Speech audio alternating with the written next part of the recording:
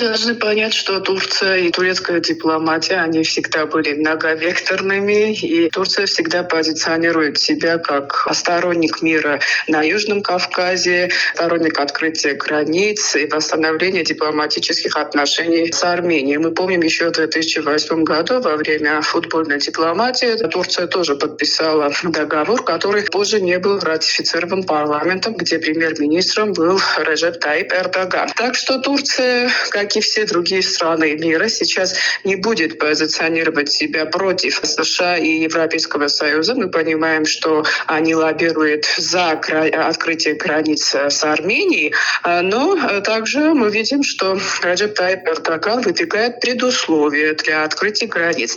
А эти предусловия, это касается мирного соглашения, подписания мирного соглашения между Арменией и Азербайджаном. Что говорят в Баку и в Анкаре? Что да, процесс урегулирования идет полным ходом, что уже в 2026 году может быть подписан мирный договор между Арменией и Азербайджаном, и после этого будут открыты границы с Арменией, между Арменией и Турцией, а также будут восстановлены дипломатические отношения. Но мы не можем с уверенностью сказать, будут ли подписаны эти соглашения между Арменией и Азербайджаном, потому что это зависит от выборов в Армении и потом уже от изменений в Конституцию Республики Армения. Так что сейчас и Баку, и Анкара, они не спешат с подписанием мирного договора и открытия границ, но также они не делают конкретных шагов для восстановления мира на Южном Кавказе. Речь идет, наверное, в первую очередь о вопросе геноцида армян в Османской империи. Мы знаем, что Армения никогда, это касается и времен прошлых президентов, не выдвигала признание геноцида армян Турции как предусловие для открытия границ или для восстановления дипломатических отношений. Камнем преткновения между Арменией и Азербайджаном многие годы был вопрос Арцаха. Но сейчас правительство Никола Пашиняна заявляет, что этот вопрос уже закрыт, что также вопрос о возвращении армян в Арцах сейчас не стоит на повестке. И, наверное, в Турции это понимают как открытость. Не знаю, как понимают это в Армении разные слои населения и политические партии, но в Турции, наверное, это хотят продемонстрировать, что Армения, да, готова урегулировать отношения с Азербайджаном и с Турцией, и у них нет никаких предусловий для этого. Я хочу подчеркнуть, что для Анкары никогда позиция Баку не была препятствием. Мы помним, в том же 2008 году в Турции заявляли, что это наше решение, будем мы урегулировать вопрос отношения с Арменией или нет. Другое дело, что я не думаю, что президент Реджеп Тайип Эрдоган изменил свое мнение. Он хочет мира на Южном Кавказе и открытия границ с Арменией. Так что они сейчас делают акцент на то, что мы братские народы, что мы не будем ущемлять права Азербайджана, но мы также должны понять, что это тоже в интересах нынешнего правительства исламистского даже толка Реджепа Тайипа Эрдогана. Когда это правительство будет смещено или не знаем, во время выборов в Турции, мы знаем, что там есть политические партии, которые оппозиционные Эрдогану, они выступают за нормализацию отношений с Арменией. Мы также знаем, что курды тоже могут войти в состав этого правительства. Если там не будет изменен политический баланс, и Реджеп Тайип Эрдоган останется у власти, также если он внесет изменения в Конституцию, чтобы опять баллотироваться на пост президента, я не думаю, что Турция будет за мир на Южном Кавказе и изменит свое отношение к Армении. Но они будут делать акцент на то, что мы не будем делать ничего против из-за спины Азербайджана. Я думаю, что азербайджанское руководство делает акцент на всю территорию Республики Армения. В частности, в их конституции есть четкие напоминания того, что большая часть Республики Армения является так называемой Западным Азербайджаном. И Ильхам Алиев этими заявлениями азербайджанское руководство в очередной раз доказывает, что Азербайджан не стремится к миру. Азербайджан стремится к тому, чтобы армянское государство не существовало вообще и было подконтрольно Азербайджану, Турции, так называемое государство. И то, что говорит Ильхам Алиев, в очередной раз доказывает ту истину, что Азербайджану нужен не мир, а Азербайджану нужно то, чтобы Республика Армения в своей классической сути не существовала. И к нашему несчастью об этом не понимают во властных структурах Республики Армения. Мы неоднократно заявляли, что властное руководство – это не мир. И Азербайджан идет не к миру, а к тому, чтобы Армении как суверенного субъекта не было вообще.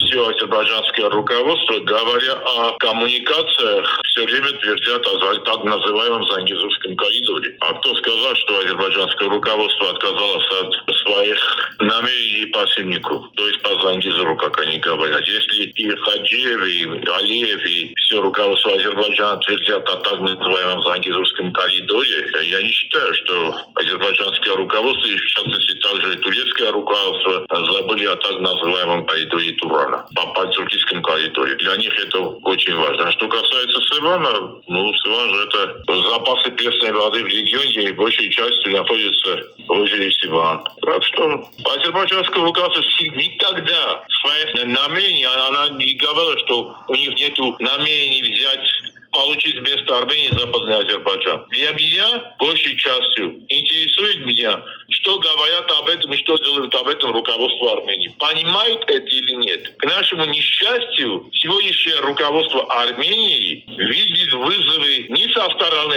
и угрозы не со стороны Азербайджана и Турции или пантюркского мира. А, к сожалению, они видят угрозы совсем с другой стороны севера, где этой угрозы не может быть. Вместо того, чтобы развивать стратегические отношения с Россией и стратегические отношения с Ираном, они идут на поводу Азербайджана и Турции. А Ильхам Алиев видит, что он просит, Никол Пашинян дает. Поэтому 1000 лет у турецких руководителей не было такого подарка, как сегодняшние власти Армении.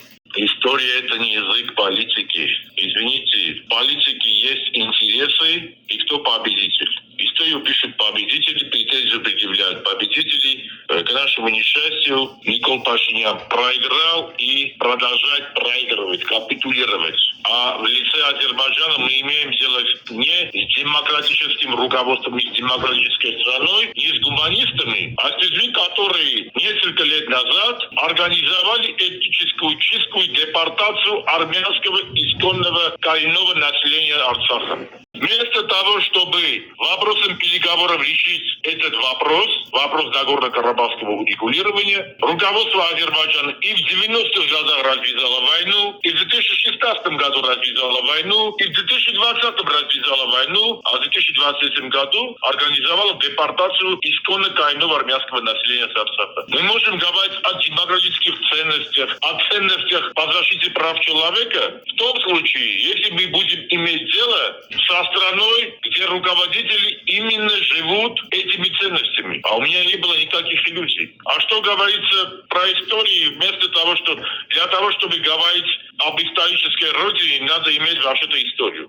Сейчас я как историк не считаю это серьезным, считаю говорить, что все знают, что Азербайджан как государство появилось на карте в 1918 году. Но это не политическая риторика, извините. Это не политическая риторика. Сегодня в мире постдамского мира больше нет. К нашему большому сожалению, нету международных универсальных правовых норм, которые работают. И этим пользуется руководство Азербайджана. К нашему большому сожалению. Как говорил великий Гарагин Нежде, прав тот, кто имеет силу. Право в силе. Он так говорил. Для того, чтобы защищать свои права, ты должен иметь силу. Ты должен быть сильным. А поскольку армянское руководство в лице Никола Пашиняна и его правительства капитулировало и продолжает капитулировать перед Азербайджаном, защищать право армянства, не только армянства Арцаха, не только военнопленных, которые сейчас находятся в балтийских тюрьмах, но и в целом всего армянства и вообще-то граждан Армении и Республики Армения, это только иллюзии. Они не могут защитить, поэтому они должны уйти. Если мы хотим, чтобы от Республики Армении что-то осталось, если мы хотим, чтобы нас уважали, мы в первую очередь должны сделать правильный выбор. А пока народ Армении и общественность Армении продолжает голосовать за капитулянтов, хорошего будущего я не могу предположить для нашего государства и народа. Состав неизменный, как и было договорено изначально. И азербайджанские, и армянские составы сохраняются, как минимум на этом этапе. Хотя есть предварительные договоренности, что группа представителей экспертного сообщества и тех, кто занимается гражданской дипломатией, будет в дальнейшем расширена. Есть по семейным обстоятельствам одно изменение в азербайджанском составе.